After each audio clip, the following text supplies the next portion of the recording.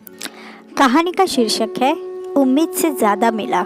पुरुषोत्तम बाबू सरकारी नौकरी से रिटायर होकर आराम की जिंदगी बिता रहे थे। बेटी काजल का विवाह अपने ही शहर के एक अध्यापक के पुत्र से 2 साल पहले ही कर चुके थे। बेटा आकाश एक प्राइवेट बैंक में काम करता था और पत्नी मंगला सुगढ़ गृहिणी थी।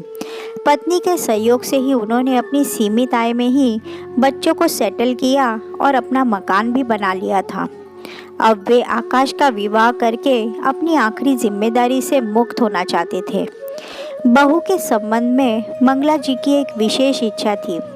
अपने साथ उठने बैठने वालों के मुख से जब नौकरी वाली बहू की बातें सुनती थी तो सोचती कि काश मुझे भी नौकरी वाली बहू मिल जाए।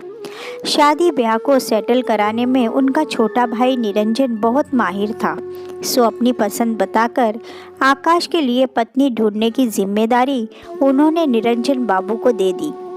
निरंजन बाबू ने भी इस काम में तनिक भी देर नहीं की और अपने ही गांव के एक परिचित की बेटी नीलिमा, जो सुंदर सुशील होने के साथ साथ मंगला जी के ही शहर के एक अस्पताल में बच्चों की डॉक्टर भी थी, से आकाश के विवाह की बात चला दी।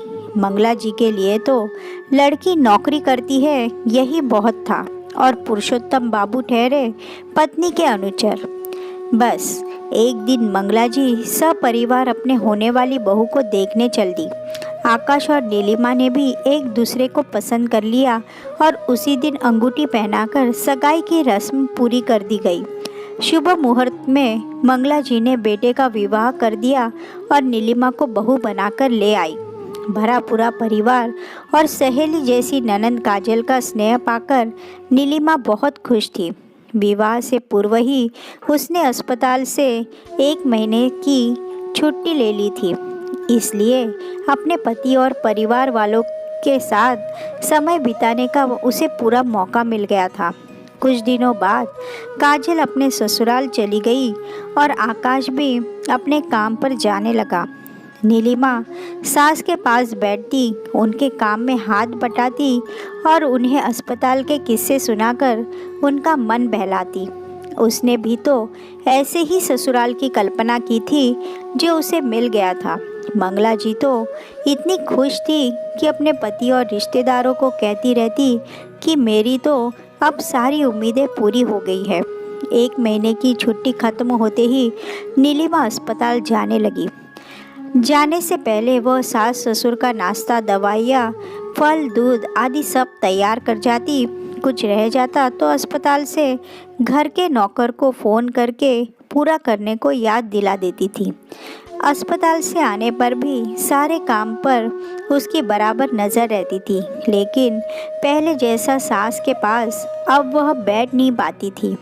कभी कभी तो उसे शनिवार को भी अस्पताल जाना पड़ जाता था और यही बात मंगला जी को खलने लगी।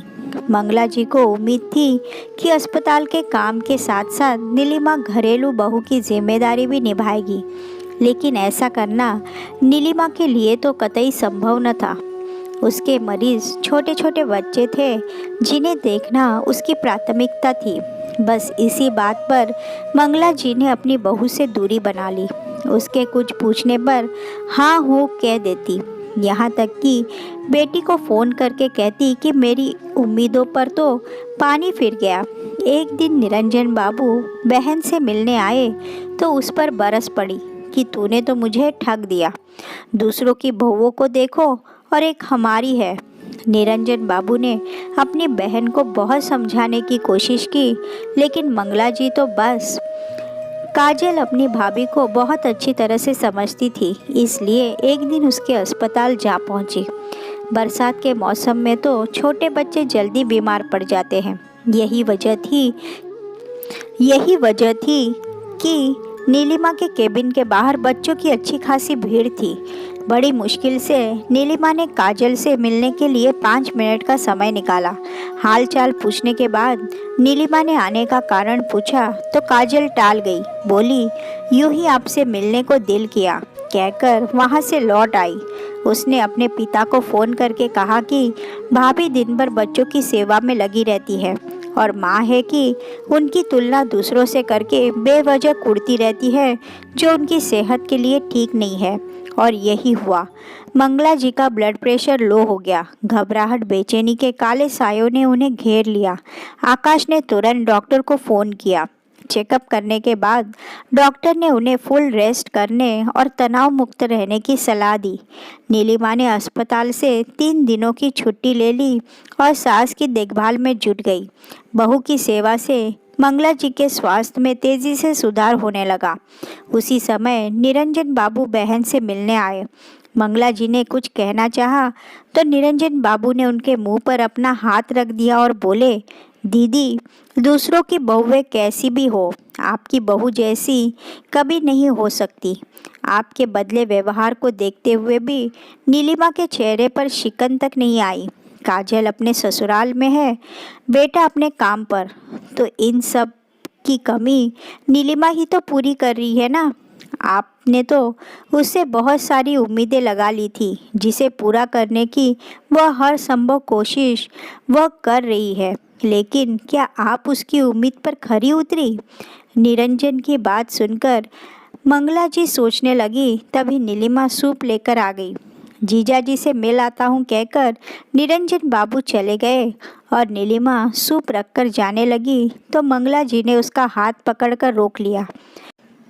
बोली, बहू, तुम्हें पाकर मेरी तो सारी उम्मीदें पूरी हो गई, लेकिन मैं कुछ नहीं।